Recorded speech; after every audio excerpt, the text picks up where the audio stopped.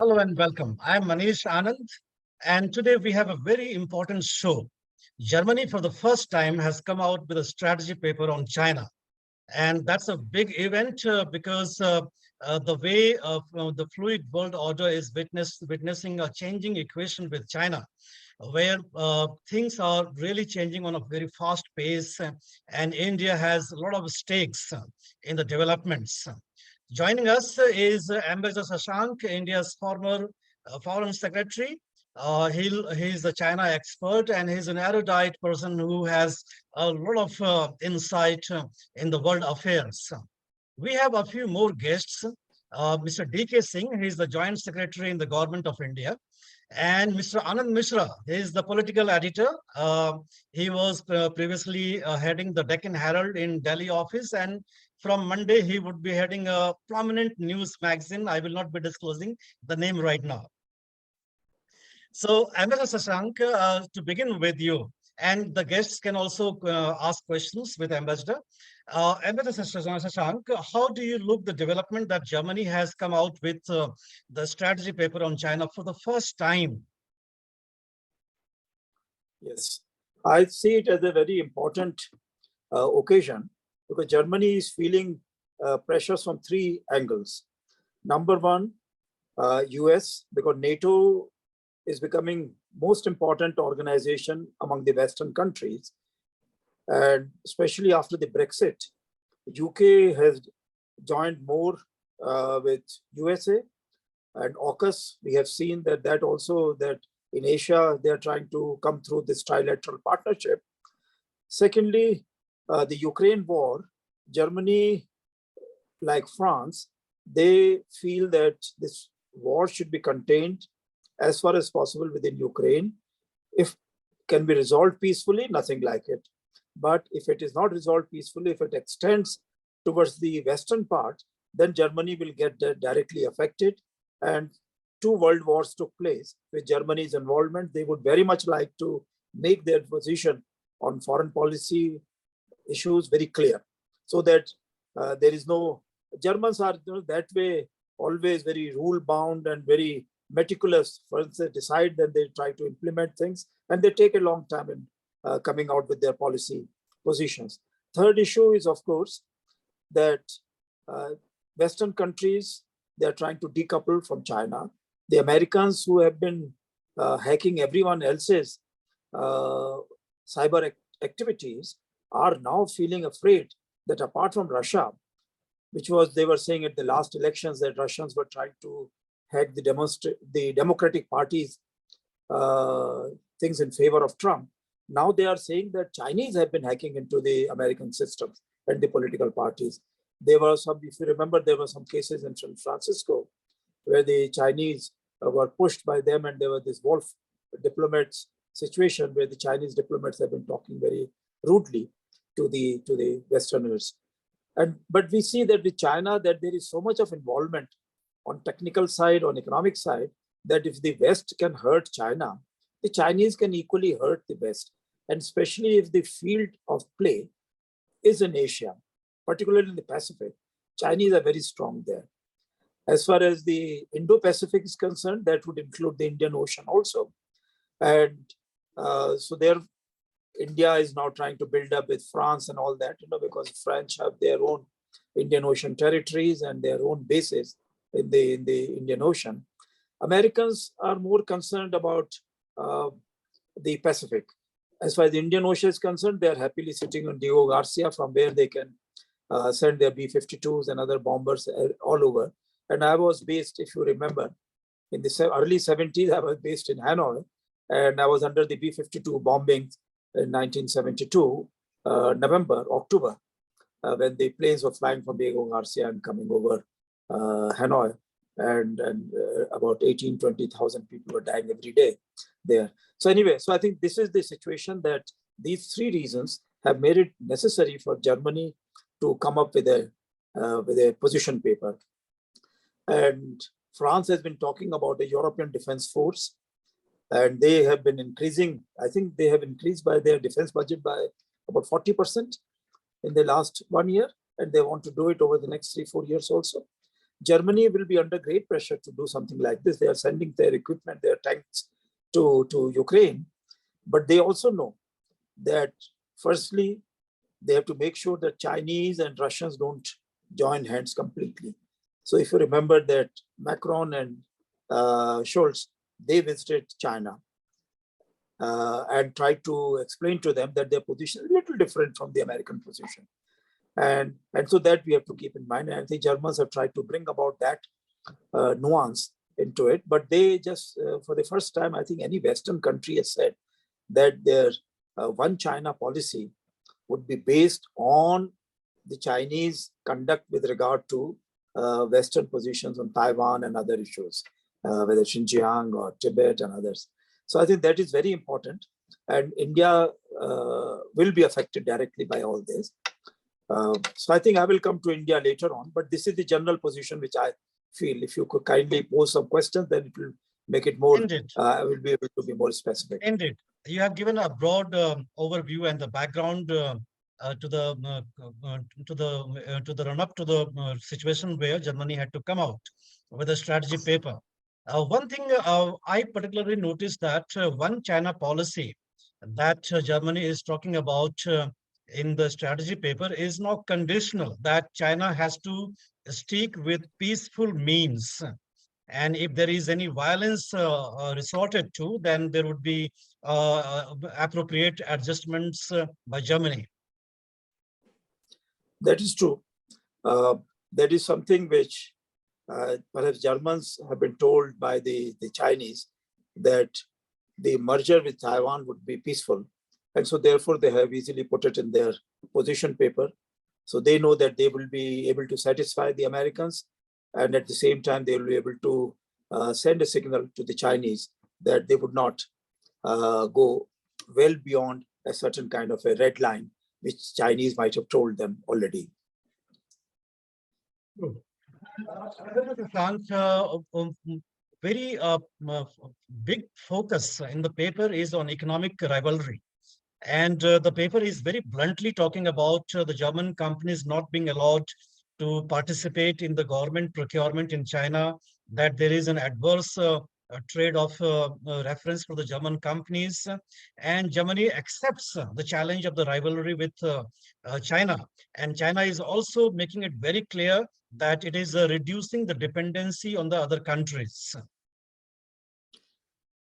Manish, I think firstly we have to see some position paper which came out from Australia, one of the Australian think tanks, which studied the technical competence and the new technology edge by China in the most cutting edge technologies. And they found out that out of 43, 44 areas, Chinese have a lead in 37 areas. The Americans have lead only in about 7 areas.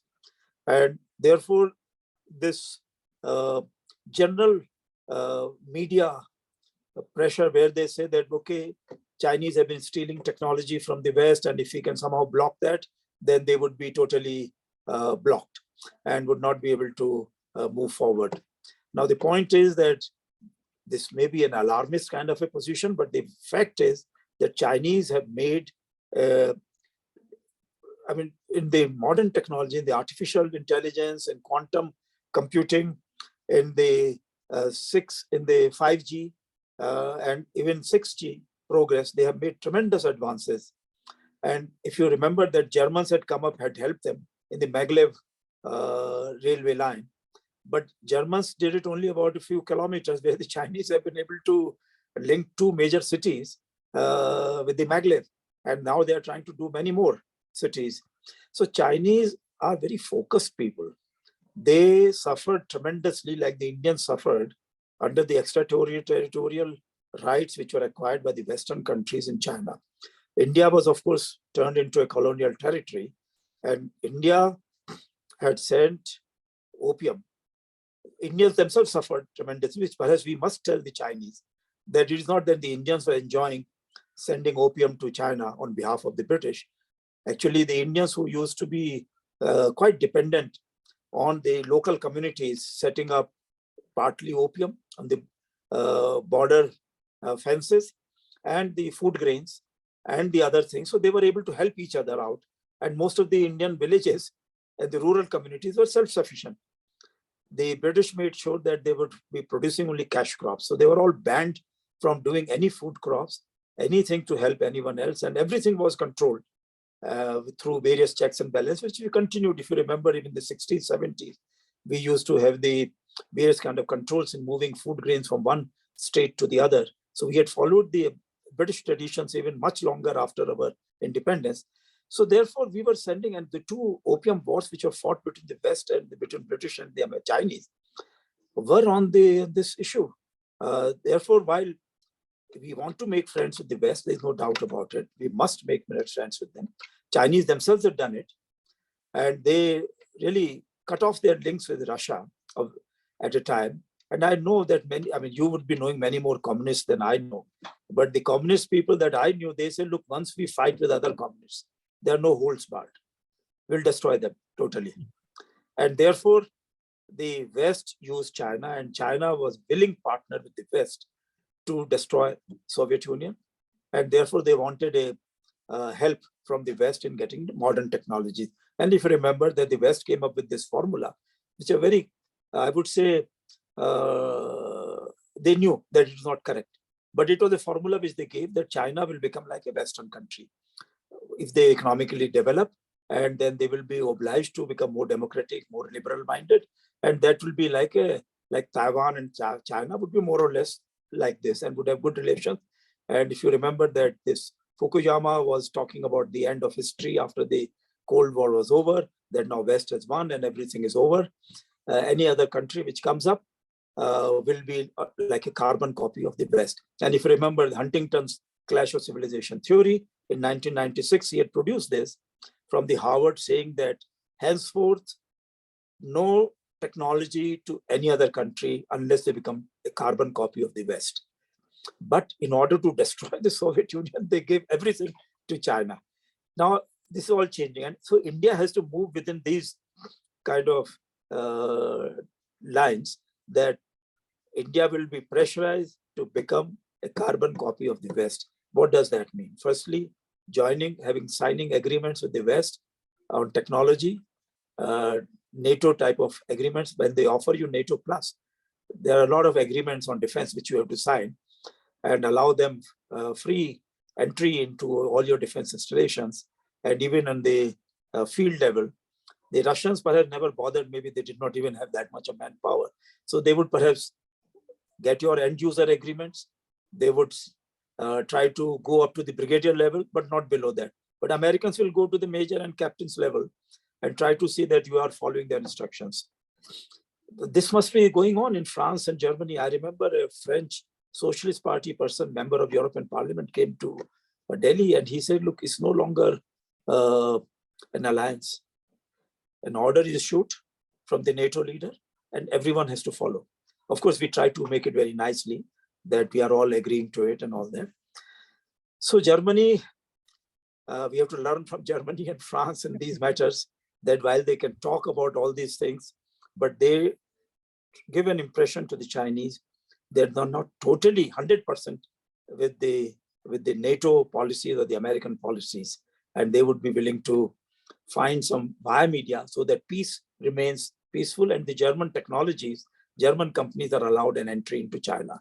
My feeling is, I do not know, I mean, what is your assessment, but my feeling is that Chinese took advantage of the COVID.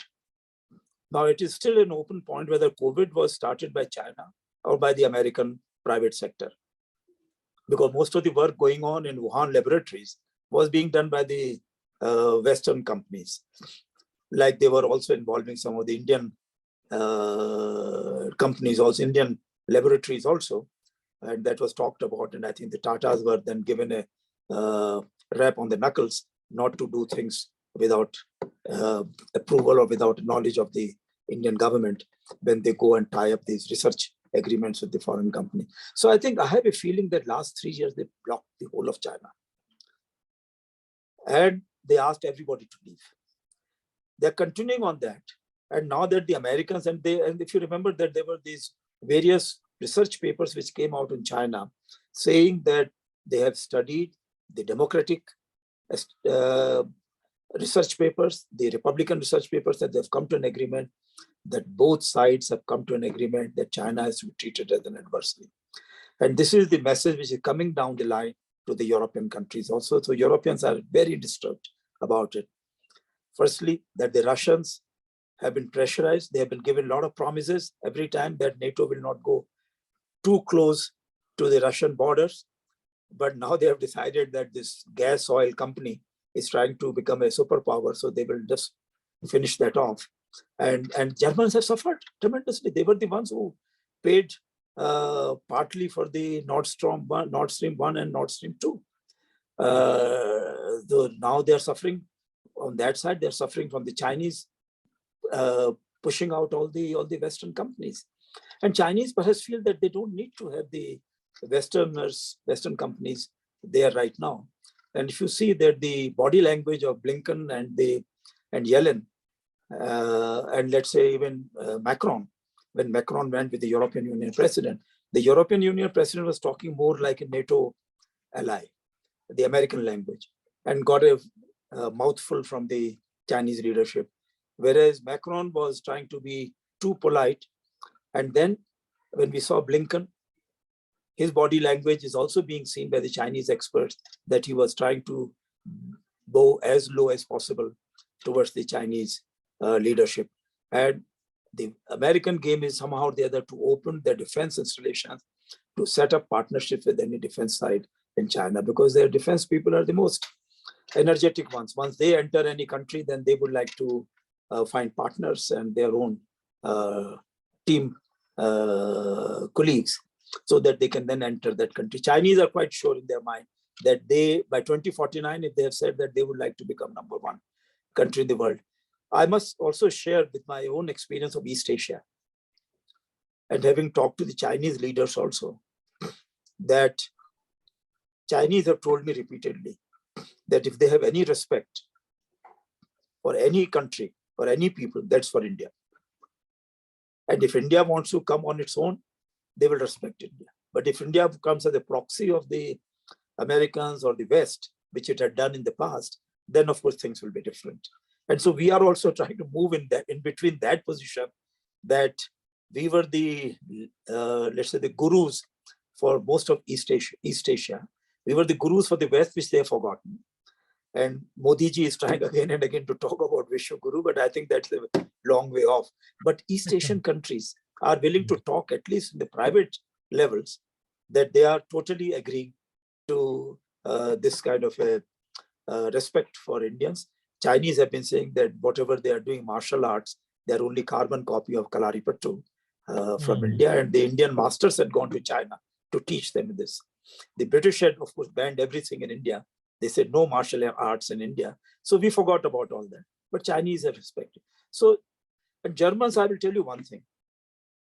You know, in 2004, when I was foreign secretary, I talked to the Germans and the Japanese and told them that, look, let us work on the UN Security Council membership. We may not get it for a long time. And your case is different, our case is different. But if we can set up a G4, Group 4, and Germans were the first ones to come ahead on this, even though they had that Green Party at that time, and they were not very happy with the Indian policies on the climate change issues.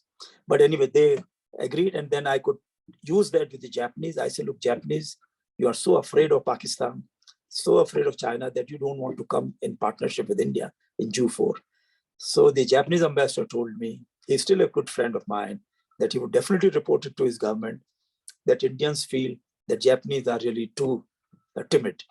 And Germans have been able to come forward on this partnership, but Japanese are not coming. And then within no time, within a few weeks, they got orders from Japan that, and then of course, I think Abe was the greatest person who moved Japan into this direction.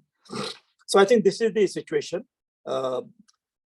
Germany is suffering, Europe is suffering from the large-scale migration of Muslim people who have been moving out from Syria, Iraq, Yemen, various other places in Middle East. And Americans have done that. So Americans, I will tell you one thing, they have harmed the Europe, Western Europe, old Europe, by destroying most of Middle Eastern countries and leading this wave of Muslim migrants into Europe. Secondly, now that whatever gas, etc., they were getting, or oil they were getting from the Russians at cheap prices, and there was this European feeling that they can have an independent European position as a third force, that has now been destroyed for all time to come. Thirdly, I have been very friendly with many of the East European ambassadors and diplomats. And they told me very clearly that the West Europeans, they tried to destroy East Europe.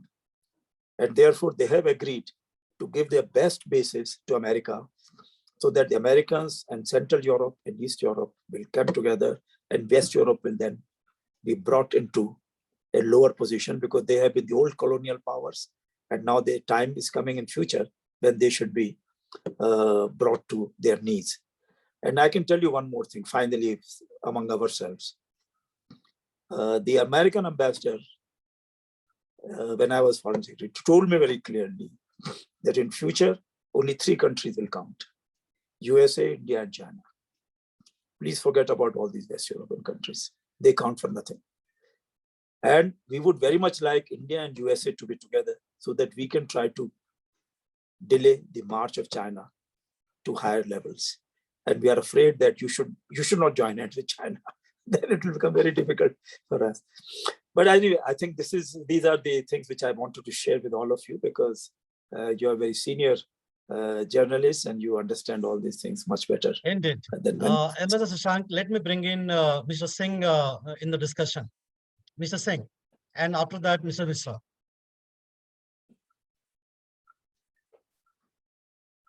Good evening, sir. Good evening.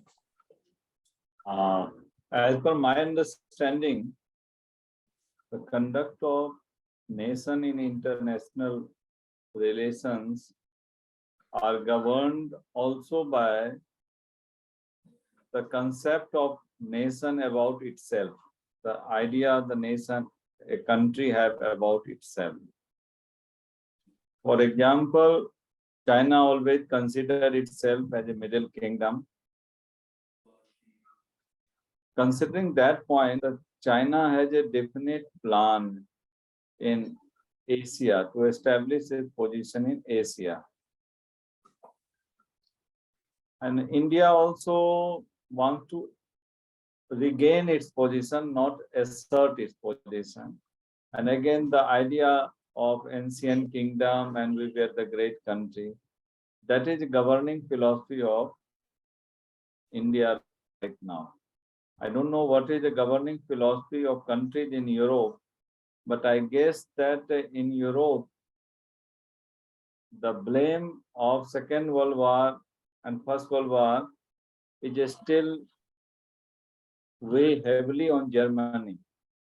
So there is a political opinion in Europe, and Germany also has not extricated itself from that moral, its involvement in Second World War. But it's the economic power of Europe. But at the same time, it finds itself in a very strange situation.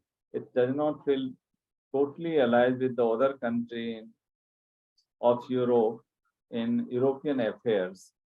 France considers itself political capital of Europe. The rest of the countries are economically dependent on Germany. So in future, Europe as a whole, for quality of life, they are used to good quality of life, and for that they need too much Chinese product, cheap Chinese products. Their factory have been closed. Defense is another area.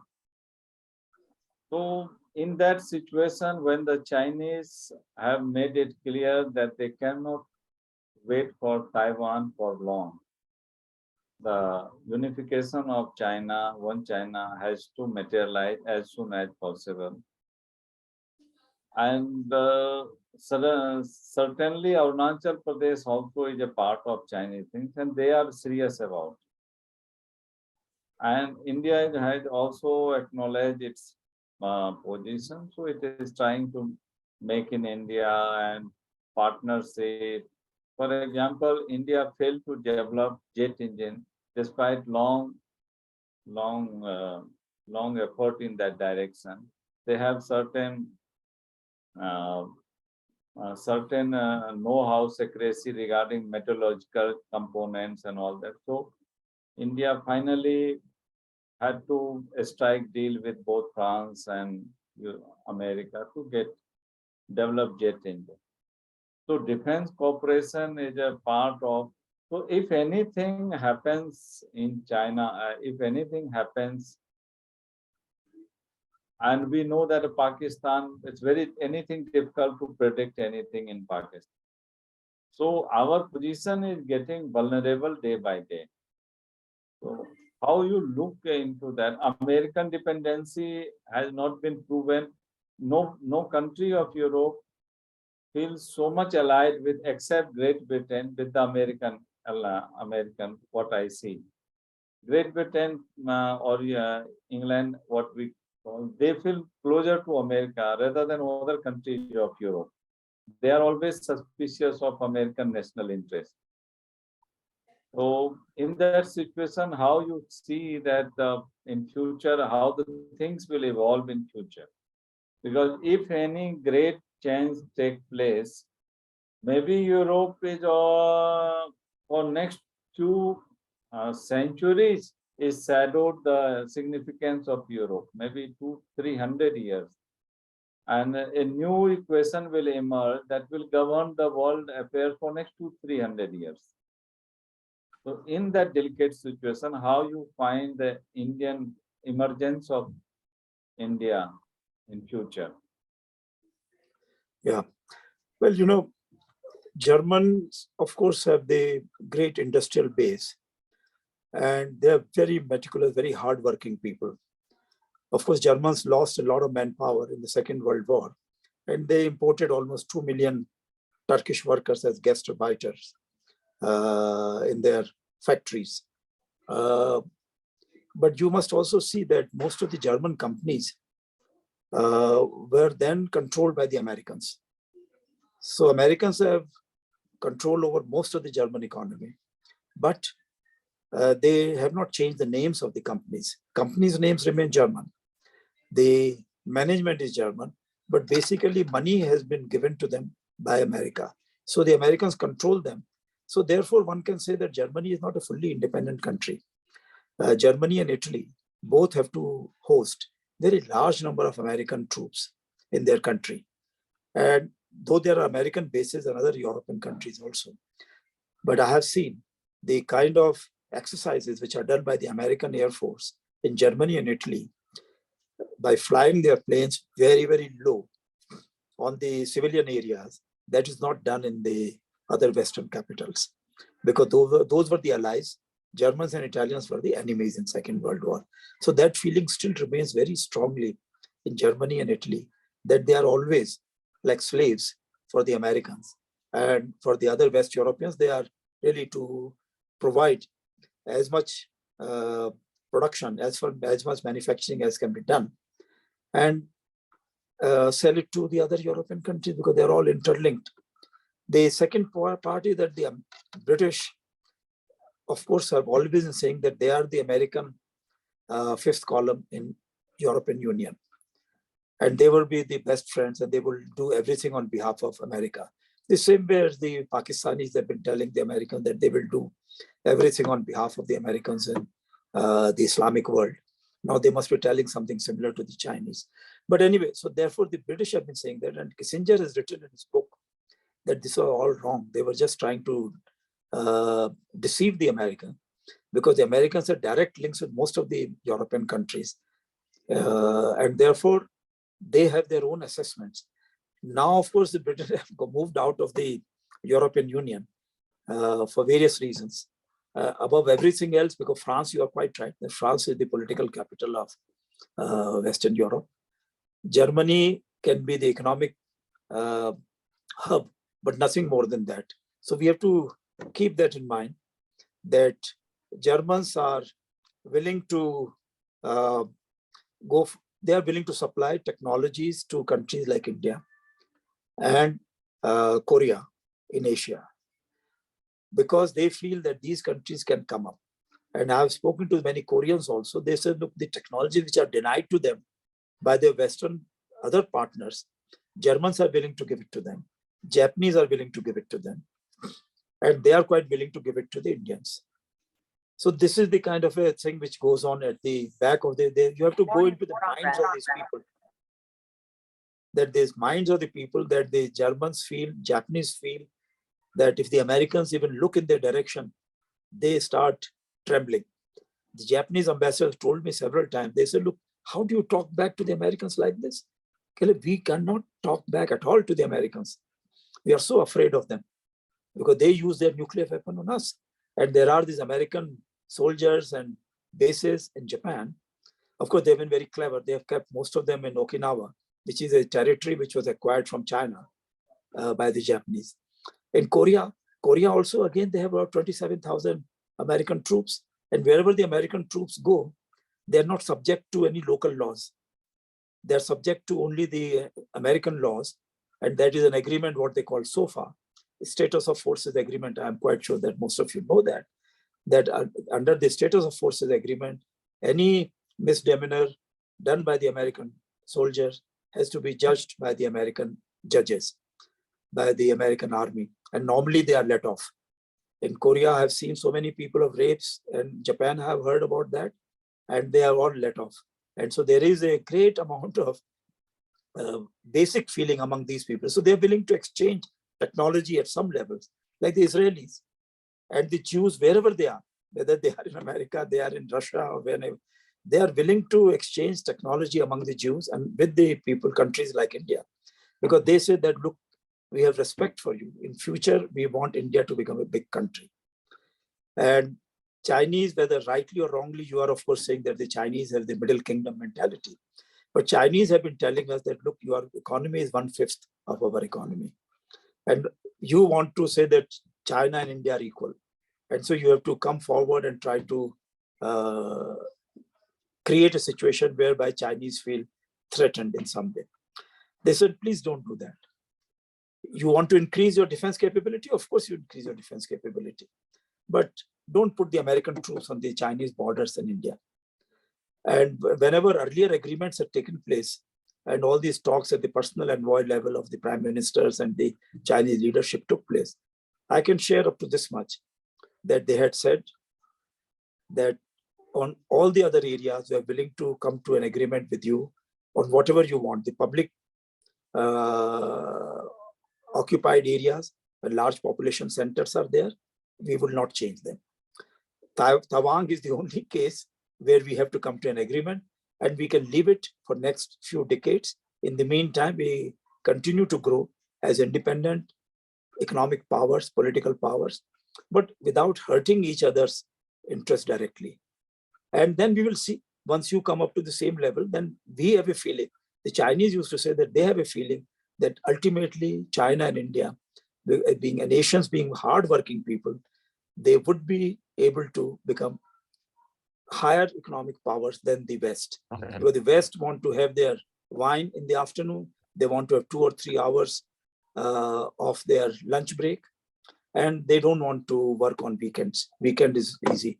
And I remember that some Korean company wanted to acquire some French company, and the French said, sorry, these people work like ants. We don't want to work under them. We will not allow any Asian to come and take over any Western company. So anyway, so this is my assessment for the time being, but I mean, things develop. So China, I would say that we have to make our position very clear. CPEC is on Indian territory. We will not accept it. So therefore, on BRI, they should be very clear in this mind. Secondly, they are trying to take over some of the port areas, send them submarines or there are other monitoring stations to these ports in Sri Lanka, Myanmar, Pakistan, etc. We will not accept any hurt to our Indian security. So those things we have to make clear, but not to the Chinese only. We have to make clear to the host nations also, because these host nations are the ones which are making these mistakes. Indeed.